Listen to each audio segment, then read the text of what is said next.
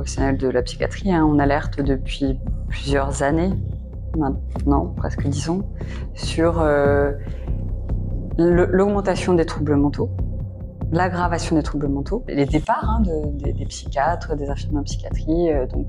C'est une des professions qui est choisie en dernier parmi les étudiants en médecine.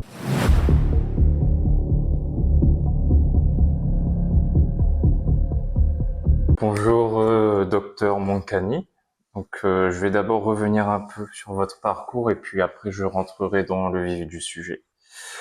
Alors, vous êtes psychiatre, vous avez été élu il y a quelques jours présidente de la commission médicale d'établissement de l'hôpital Gérard Marchand de Toulouse, spécialisée en psychiatrie, présidente de la Fédération française des CRIAVS, centre de ressources pour intervenants auprès d'auteurs de violences sexuelles depuis 2019. Est-ce que vous pourriez tout d'abord nous parler du CRIAVS?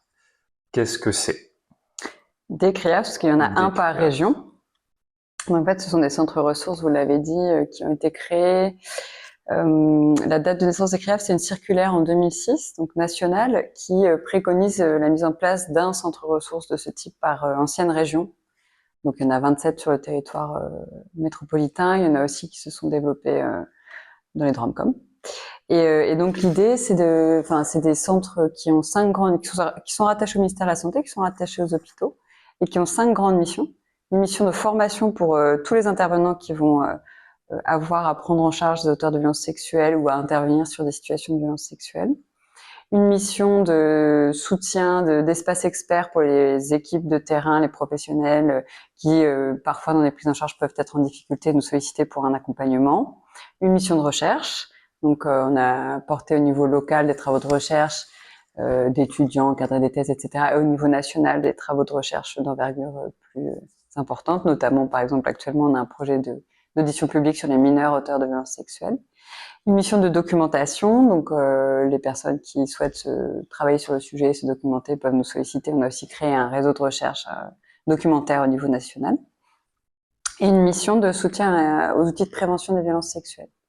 Voilà, donc on n'intervient pas directement auprès des personnes concernées, même si par ailleurs on a tous une activité clinique où on soigne. Mais par contre, on est vraiment là en soutien des intervenants et des professionnels. D'accord. Et combien de personnes ont appelé le service STOP? C'est ça qui a été créé en 2021 seulement. Il a été nationalisé en 2021. En fait, l'expérimentation du dispositif, c'était 2019, dans le plan de lutte contre les violences faites aux enfants. Donc un dispositif d'appel, d'évaluation, d'orientation pour les personnes attirées sexuellement par les enfants, dans l'idée de les soigner avant qu'elles n'agressent un enfant, et évidemment d'éviter qu'elles n'agressent un enfant. Et donc ça, c'est un dispositif qu'on a mis en place effectivement alors dans 6 régions en 2019, et puisque ça a montré que ça avait une pertinence, ensuite on l'a nationalisé, donc rendu disponible sur tout le territoire en 2021. Et depuis 2021, même si les chiffres sont pas exhaustifs, parce que il faudrait, et on est en train d'essayer de mobiliser un vrai travail de recherche avec des financements pour une vraie recherche pour avoir des chiffres exhaustifs, mais on est autour de 4000 appels. 4000 appels par an ou en tout Depuis 2021. Depuis 2021, d'accord. Alors, sachant qu'on n'a pas refait le bilan de 2024, donc ça c'est les chiffres qui datent de 2000. Enfin voilà, ça fait 2021, 2022, 2023. D'accord. Et vous constatez une évolution depuis 2021 dans les appels ou ça reste à peu près pareil? On constate des évolutions, mais pas depuis 2021. En fait, si on s'intéresse aux pics d'appels, il y a des moments où il y a des pics d'appels et c'est clairement corrélé à la communication sur le numéro. Soit quand on a fait la campagne, quand on a diffusé au moment du lancement en 2021, quand on a diffusé la campagne de sensibilisation, soit quand on en parle dans les médias, en fait. Et à chaque fois qu'on en parle dans un média, dans un journal, à la télé, à la radio, il y a un pic d'appel, mais ce qui est tout à fait logique, c'est-à-dire que c'est un numéro de prévention, pour que les gens concernés puissent appeler, il faut qu'ils sachent que ça existe. Bah d'ailleurs, à propos de ça, en 2022, l'État avait accordé 20 000 € à la CRIAVS, au CRIAVS, pardon. Et vous pensez que c'est suffisant? Non, mais ça c'est un peu le principe, c'est-à-dire que c'est jamais suffisant. Ça permet néanmoins de relancer une campagne, donc là on est en train d'y travailler. On a pu aussi recruter quelqu'un pour la fédération parce qu'en fait, la mise en place de ce dispositif, on l'a fait à moyens constants. Donc, ça repose sur les professionnels des CREAPS qui étaient déjà très occupés par les différentes missions que je viens d'énoncer. Là, on a pu recruter quelqu'un pour la fédération par le biais d'un financement du ministère de la Santé, ce qui va permettre d'orchestrer la mise en place de cette nouvelle campagne de communication. D'accord. Et d'accord, donc ça n'a pas évolué depuis. Enfin, ça reste toujours à peu près les chiffres pour financer tout ça. Ça n'a pas évolué depuis 2021. Vous pensez qu'il faudrait mettre combien sur la table, que l'État mette combien? C'est difficile de vous répondre comme ça, mais là, il est question d'augmenter de manière plus globale les budgets, les financements des CREAFS, justement pour pouvoir financer cette activité nouvelle avec des moyens humains, parce qu'il faut répondre au téléphone, il faut orienter, etc. Donc il y a cette dimension-là. Pour 2025, c'est ça? Oui, alors, on est en train de le discuter en tout cas avec le ministère. Ok. Enfin, pour 2025, non, du coup, ce sera pour 2026. Et après, sur les campagnes de com, on va déjà mettre en place celle pour laquelle on a été financé, parce que il y a la question de l'argent, puis il y a la question après des personnes, de la mise en œuvre en fait. Et donc c'est pour ça que recruter cette personne pour la fédération, ça va permettre ça. Et après, quand on aura relancé une campagne, si le nombre d'appels augmente, ce qu'on souhaite, non pas parce que on souhaite qu'il y ait plus de personnes attirées sexuellement par les enfants, mais parce qu'on souhaite que le numéro soit connu et utile, à ce moment-là, on réévaluera les besoins financiers. Parce que par exemple, dans d'autres pays, Angleterre, Amérique du Nord, etc., ou Allemagne, on voit que ces campagnes de prévention, ça fait depuis une vingtaine d'années que ça existe déjà, notamment aux heures de grandes écoutes, ou même sur des grands panneaux publicitaires, dans les cinémas, etc. Et en France, on a l'impression que c'est un peu le parent pauvre de ça. Vous en pensez quoi? C'est que récemment, en fait, que l'État a pris en main vraiment le sujet. Ouais, je sais pas si c'est ça, mais en tout cas, c'était compliqué de le porter politiquement jusque-là. Je pense qu'il y avait des réticences qui sont pas seulement financières, c'est un sujet quand même très complexe, sensible, et diffuser des messages d'information de prévention pour des personnes pédophiles aux heures de grande écoute, c'est pas qu'une question d'argent, c'est aussi une question il y a beaucoup de réticences des médias, des politiques aussi, c'est vrai, mais de la population en général. C'est le reflet de la population en général à parler de ça, avec des représentations, des inquiétudes derrière. Et donc tout l'enjeu, ça a été de faire comprendre que si on n'en parlait pas, là, on aggravait le risque qu'il y ait de nouveaux enfants victimes. Et que donc, si on voulait collectivement, en responsabilité, diminuer ce risque, il fallait en parler. Et c'est vrai que ça faisait, nous, plus de 10 ans qu'on portait ce projet de dispositif. Et en fait, à partir du moment où ça a été porté politiquement en 2019, dans le plan de lutte contre les violences faites aux enfants, ça a permis ensuite de lancer vraiment la machine. D'accord. Et donc le service Stop, il fonctionne sur toute la France hexagonale maintenant et aussi en Outre-mer? Oui, alors pas de la même manière. Enfin, avant que le service Stop fonctionne, il faut que les CRIAPS fonctionnent. Donc c'est la question de consolider les CRIAPS en Outre-mer, c'est plus compliqué pour des histoires de recrutement, surtout en fait. Là, ça commence, mais par exemple en Martinique, donc ils ont d'abord restructuré leur CRIAPS, et là ils vont lancer officiellement, par le biais d'une journée d'études, de travail, la possibilité pour les personnes qui vivent en Martinique d'appeler le dispositif Stop et d'être évaluées et orientées. D'accord. Et c'est des personnes de Martinique qui répondront aux appels Ouais. et tout? Ok. Et alors, moi, ça m'intéresse ça, de savoir comment fonctionne concrètement le parcours de quelqu'un qui appelle ce service. Alors, donc il va tomber sur un répondeur qui lui indique qu'il est sur une ligne d'évaluation et orientation pour les personnes attirées sexuellement par les enfants. Et le répondeur va lui demander, dans le message, on va lui demander de renseigner son numéro de département. Et en fonction du numéro de département, il va être orienté sur le CRIAPS correspondant. La ligne va être basculée sur le CRIAPS correspondant.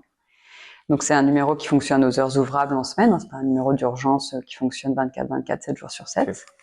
Le CRIAPS, la secrétaire ou le secrétaire du CRIAPS correspondant va répondre Ensuite, donner un rendez-vous, alors soit immédiatement si les psychologues ou les infirmiers ou les psychiatres sont disponibles, mais en général, on est occupé.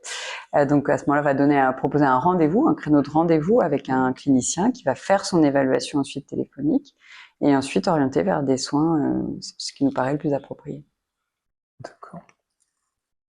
La santé mentale a été décrétée grande cause nationale de l'année 2025.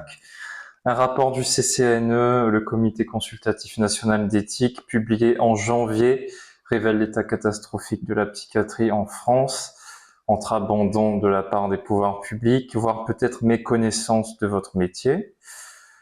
Est-ce qu'on est au début d'un scandale sanitaire? Voilà, je ne sais pas si on peut le dire comme ça.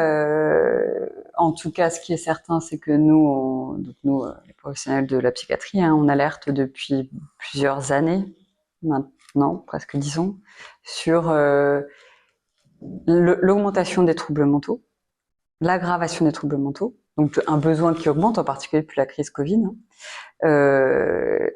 La diminution, les départs hein, des psychiatres, des infirmiers en psychiatrie.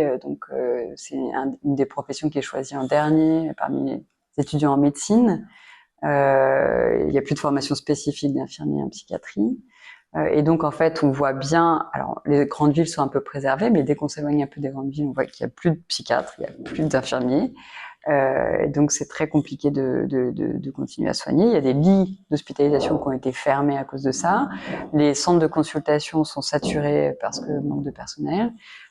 Et puis, effectivement, il faut, pour la psychiatrie, penser les choses un petit peu différemment des spécialités médicales MCO, quoi, hein, médecine chirurgie obstétrique, parce que c'est une spécialité très relationnelle où les consultations prennent un peu plus de temps. Voilà.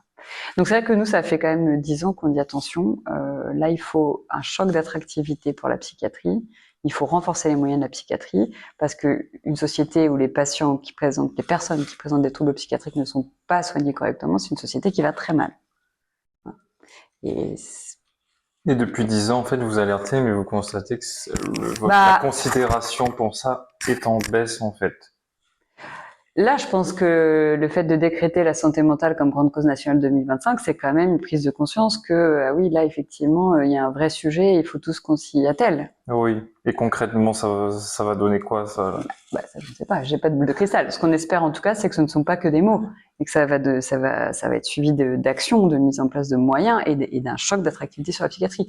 Il y a la question de la déstigmatisation à la fois des personnes qui souffrent de troubles mentaux, mais aussi des personnes qui font de la psychiatrie. Hein. C'est-à-dire que l'image qu'on a du psychiatre, c'est pas toujours très réjouissant.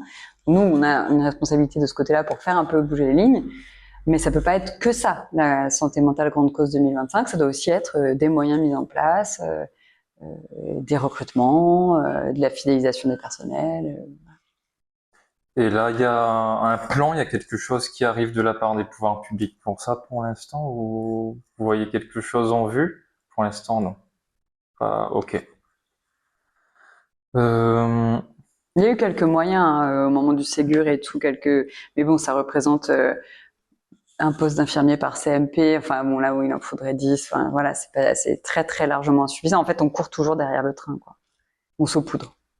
Il y a aussi le rapport de la Civis qui est sorti il y a quelques années, qui est vraiment alarmant. Et justement, par rapport à ce manque de moyens et tout ça, de considération, quelles conséquences ça a pour la pédopsychiatrie d'un côté, donc aider les enfants, mais aussi la prise en charge des pédophiles de l'autre. Ouais, c'est deux questions très très différentes. Mais après, la question que vous posez, c'est la question de l'offre de soins. C'est ça? Pour les enfants, c'est catastrophique. On sait qu'on manque terriblement de pédopsychiatres. Terriblement. Aujourd'hui, un enfant qui est malade, qui a des troubles, doit attendre parfois plusieurs mois, parfois plusieurs années avant d'avoir un rendez-vous avec un pédopsychiatre, ce qui est dramatique en termes de pronostic. Pareil pour les psychomotriciens, les orthophonistes, etc. C'est complètement saturé. L'aide sociale à l'enfance pour les enfants qui en plus ont des difficultés d'ordre plus social, qui ont subi des violences, etc. On sait que c'est totalement sinistré. Donc ça, c'est très problématique, évidemment. Et après, sur la question de l'offre de soins pour les adultes, et notamment pour les personnes qui souffrent de troubles pédophiliques, mais c'est pas spécifique à la question des troubles pédophiliques. Les troubles pédophiliques, ça fait partie des troubles mentaux dans les classifications. Mais aujourd'hui, quand vous faites pour n'importe quel trouble mental, que ce soit un trouble pédophilique, une dépression, un épisode délirant, c'est très compliqué d'obtenir un rendez-vous rapidement avec un psychiatre. Donc les situations s'aggravent. En revanche, les violences sexuelles faites aux enfants, ça semble être de moins en moins un tabou. Qu'est-ce que l'affaire Betaram, dont on parle beaucoup récemment, dit de notre société selon vous? Ben, elle dit ce qu'on dit depuis longtemps. Donc après, ça n'est que mettre en lumière des choses qui sont extrêmement graves et inquiétantes et qui durent depuis longtemps maintenant. C'est-à-dire, il y a plusieurs questions dans l'affaire Betaram. Il y a la question des violences sexuelles sur des mineurs, et on sait que les auteurs de violences sexuelles sur mineurs, c'est rarement l'inconnu au coin de la rue qui ne connaît pas l'enfant, ce qu'on pouvait entendre il y a quelques années. Maintenant, les choses ont évolué. Mais aujourd'hui, on sait que la personne qui va agresser l'enfant, c'est une personne de son entourage proche, en majorité dans la famille, mais aussi dans les personnes qui ont en responsabilité l'éducation de l'enfant. Donc, il faut avoir une vigilance particulière à cet endroit-là, ne pas laisser les enfants en situation de vulnérabilité. Et puis après, c'est toute la question de la manière dont on se représente l'éducation des enfants. Et ça a considérablement évolué ces dernières années, mais on voit bien qu'il y a encore, parfois, l'idée qu'une éducation violente est possible, est autorisée, est permise. Et dans l'affaire Betaram, ce qui est terrifiant, c'est que tout le monde le savait. Pas que à Betaram, tout le monde. Et donc, au niveau systémique, on a un vrai souci. C'est-à-dire que tout le monde le savait, peut-être pas dans les dimensions qu'on découvre aujourd'hui, mais tout le monde savait que c'était une institution violente, qui humiliait les enfants, et il n'empêche que ça a pu durer pendant des années et des années. Donc ça nous dit qu'au niveau sociétal, il y a une vraie problématique systémique sur le fait que, collectivement, même quand on a conscience de violences faites sur les enfants, on réagit pas, ou alors pas assez, ou alors on se dit c'est pas à moi de le faire, mais en fait si tout le monde se dit ça, les enfants continuent à être violentés. On dit aussi que c'est les élever à l'ancienne, et c'est ça, il y a un continuum entre violence physique dans l'éducation et violence sexuelle. Il peut y avoir, pardon. Ouais, c'est ça, pas pour toutes les formes de violence sexuelle, mais pour certaines, oui, c'est clair, c'est évident, c'est démontré par les études. La sexualité, ça peut être une forme d'exercice de la violence sur l'enfant, de domination de l'enfant, d'assujettissement du corps de l'enfant qui devient un objet. Et donc, effectivement, on a certains auteurs de violences sexuelles, très clairement, qui sont violents avec les enfants dont ils ont la responsabilité. Et ça, il y a des violences physiques, il y a des violences morales, psychologiques, des humiliations très souvent. Et puis, il y a des violences sexuelles associées. Mais c'est vraiment là, dans l'idée d'asseoir sa domination sur l'enfant. Parce que pendant des années, c'était, l'éducation, on va dire, à l'ancienne, c'était la claque, la fessée, etc. Et de moins en moins. Et puis on voit ce que ça fait comme effet sur le cerveau des enfants, etc. Les psychiatres en parlent beaucoup. Et est-ce que vous pensez qu'il faut vraiment une fracture, en fait, je dirais presque civilisationnelle par rapport à ça, parce que les anciens, moi, mon père, par exemple, il dit toujours non, il faut continuer avec la fessée, etc. Alors maintenant, c'est interdit, par exemple. Mais qu'en fait, on voit ce qui se passe dans le cerveau des enfants et les conséquences que ça a, en fait. Je sais pas s'il faut une fracture. En tout cas, nous, c'est des choses qu'on défend, qu'on explique, en s'appuyant sur ce que vous venez de dire, c'est-à-dire sur des données scientifiques, en fait. C'est pas juste, moi, je pense qu'il faut faire comme ça.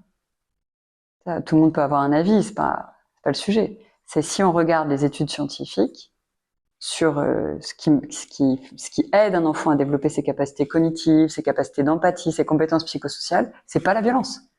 Au contraire, la violence est destructeur. Ce qui aide un enfant, c'est quand on va le rassurer, l'accompagner, le valoriser. Alors, ça veut pas dire lui laisser tout faire n'importe comment. C'est pas du tout ça. C'est une façon de dévaloriser ça, en tout cas dénigrer, délégitimer une éducation plus positive. Mais ça veut certainement pas dire lui laisser tout faire. Il faut poser un cadre pour les enfants, il faut leur mettre des limites, il faut les rassurer, mais pas par la violence. Il y a Et on revient au manque de moyens parce que certains parents diront, mais j'ai pas le choix, j'ai pas le temps, et je me sens pas aidé dans ça. Et justement, à côté de ça, comment dire ça? Est-ce qu'on donne les moyens aux parents d'appliquer ces techniques non violentes, parce que ça prend quand même un certain temps, ça demande peut-être des formations, etc. On se lève pas le matin en se disant, et voilà, ça Ouais, pose ouais. toute cette question-là Bah, aussi par rapport aux moyens. il y a la question du temps, vous avez raison, mais il y a la question aussi de, parfois ces parents eux-mêmes n'ont pas eu les repères qu'ils auraient eu besoin d'avoir. C'est-à-dire qu'ils ont pu être élevés aussi dans des familles où la violence régnait, et puis après c'est des choses qu'on peut reproduire si on connaît pas autre chose. Donc nous, ça c'est un enjeu effectivement du côté de l'accompagnement à la parentalité. C'est pas simple en fait d'être parent. Effectivement, vous avez raison. C'est pas inné, c'est pas simple. Voilà. Donc c'est comment, et en particulier quand soi-même, hein, on a grandi dans des environnements violents, chaotiques. Donc c'est comment on peut accompagner les parents dans ce rôle, leur expliquer les bases, effectivement, leur expliquer aussi les ressources qu'ils peuvent solliciter s'ils sont en difficulté. La société déshumanise souvent les pédophiles. Pensez-vous que cela peut contribuer à un sentiment de honte et de peur d'être jugé de leur part? Vous me dites si Bah, il reste 2 minutes. qu'ils feront, qu'ils feront qu'au lieu de chercher de l'aide, ça va les enfermer dans leur rôle de monstre, et ils vont passer à l'acte au lieu de chercher de l'aide, en fait. Bien sûr. Pensez pas de ça. Bah, je pense que c'est bien ce qui nous a, ce qui a ralenti considérablement la mise en place du dispositif Stop et donc l'aide qu'on aurait dû leur apporter bien avant pour éviter qu'il y ait de nouvelles victimes enfants. C'est parce que le pédophile était désigné comme le monstre absolu de la société, loin de nous, très différent de nous, que les personnes concernées ne pouvaient pas solliciter d'aide. Et en fait, justement, toutes ces études qui montrent que, bah non, en fait, d'une part, c'est pas si rare, d'autre part, c'est des personnes qu'on côtoie. Ça n'existe pas les monstres, en fait, dans la vraie vie. Il y a des gens, effectivement, qui ont des difficultés. Alors, par contre, ils peuvent faire le choix de... Ceux qui nous appellent, c'est ceux qui, justement, ont des difficultés, mais qui souhaitent être aidés pour ne pas passer à l'acte. Hein. Et donc, ça, aujourd'hui, c'est possible aussi parce que on essaye d'expliquer que ce qui est monstrueux, c'est d'agresser sexuellement un enfant. Mais d'être attiré sexuellement par lui, ça, c'est pas des choses qu'on choisit.